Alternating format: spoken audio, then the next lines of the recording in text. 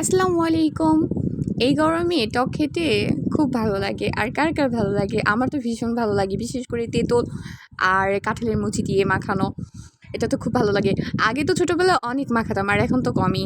তো ভাবলাম যে আজকে সবাই মিলে তেঁতুল মাখাই কাঁঠালের মুচি দিয়ে। তো এই তো আমরা যাচ্ছি দোকান থেকে, আর দোকানটা আমাদের পাশের এলাকায়, এখানেই। তো আমি দোকান থেকে তেঁতুল নিয়ে আসতেছি, বাসায় তেঁতুল নিয়ে দেখে দোকান থেকে তেঁতুল নিয়ে আসতেছি। এই তো তেঁতুল দিয়ে আমি কাঁঠালের মুচিগুলো মাখাবো। আর এই তো কাঁঠালের মুচিগুলো ছিঁড়তেছি।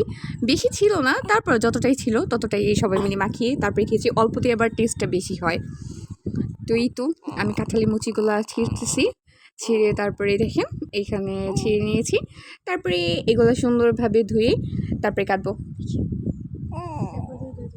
আর এটার সাথে যদি লেবু পাতা যদি দেওয়া হয় তাহলে তো গ্রানটা আরও টেস্টটা বেশি হয়। এই তো আমি তেঁতুলগুলো নিয়ে নিচ্ছি একটা ফ্রিজে। তারপরে এই তেঁতুলগুলো দিয়ে কাঁঠালের মুচি দিয়ে এগুলো দিয়ে মাখাবো। এখানে কাঁঠালের মুচি, কাঁচামরিচটা নিয়েছি। আসলে কাঁচামরিচটা নিয়েছি বলতে দেওয়া হয়নি, এখানে শুকনো মরিচ দিব। এই কারণে আমি চুলা থেকে কিছু আগুন উঠালাম, আগুন উঠিয়ে তারপরে এটা শুকনো মরিচ পুড়ে তারপরে এটা দিয়ে মাখাবো।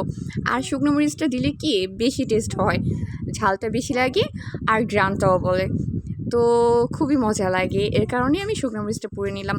এই তো কাঁঠালের মুচিগুলা কাটছি, কাইটে তারপরে এখন ধুয়ে নিব।